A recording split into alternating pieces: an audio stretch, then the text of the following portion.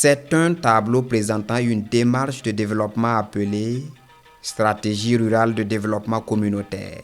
La méthode consiste à partir des valeurs prônées par une communauté donnée pour bâtir une stratégie de développement.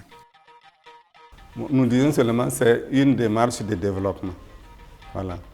En Moré, on dit les fondements du développement rural. Nous avons bien des stratégies rurales de développement communautaire pour faire la différence entre la stratégie de développement qui est conçue par l'État. Mais ça, c'est nous, les communautés, qui avons conçu cette démarche. Ce qui justifie la mise en place de cette stratégie qui comprend principalement 3 étapes. Ça, c'est la première dimension, qui est le savoir que tout animateur, celui qui va aller sur le terrain parler aux gens au nom du développement, nous avons jugé nécessaire qu'il faut quand même des notions sur certaines choses que nous avons mis. Par exemple, la mise en confiance d'une communauté, c'est quelque chose que les gens doivent avoir. Et maintenant, ça, c'est tous des éléments que lui, il va avoir dans la tête pour pouvoir parler à la communauté. Donc ça, c'est la première dimension que nous appelons les composants outils d'animation et d'information. Bon. La deuxième composante, c'est ce qui est là. Ça, c'est au niveau du village, ce que le village même doit mettre en place comme dispositif d'appui à la communication et aux réalisations.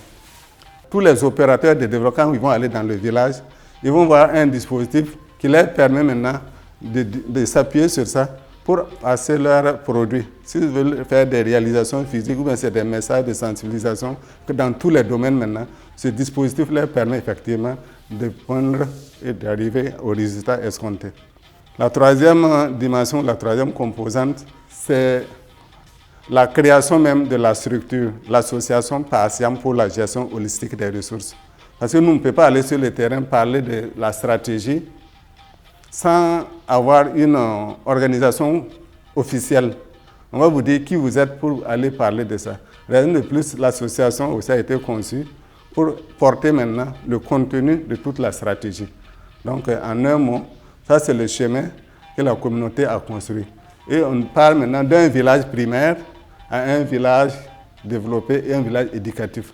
Pour que le village quitte son état actuel pour aller à un niveau beaucoup plus élevé, il faut rassembler tous ces éléments, accompagner bien sûr de tous les autres acteurs qui sont là, les structures d'interface maintenant qui vont aider à ce que maintenant avec cette stratégie, on puisse avancer vers un progrès.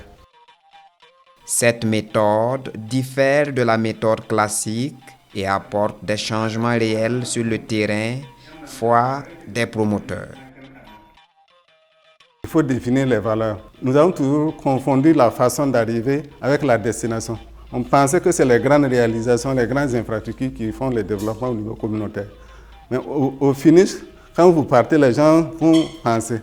Parce que leurs valeurs sur lesquelles ils s'appuient pour gérer durablement leur vie n'est pas touchée. Et quand vous prenez un chef de village, il n'est pas là pour gérer les infrastructures, mais il gère les valeurs du village. Comment le village vit en bon terme avec le voisinage. Comment les femmes peuvent s'épanouir. Donc ce sont ces éléments de valeur que nous devons rechercher. Comment vous devez modifier votre terroir pour qu'il puisse répondre aux besoins de la production. Et les besoins de la production vont permettre effectivement de gérer les valeurs que les communautés elles-mêmes auront définies.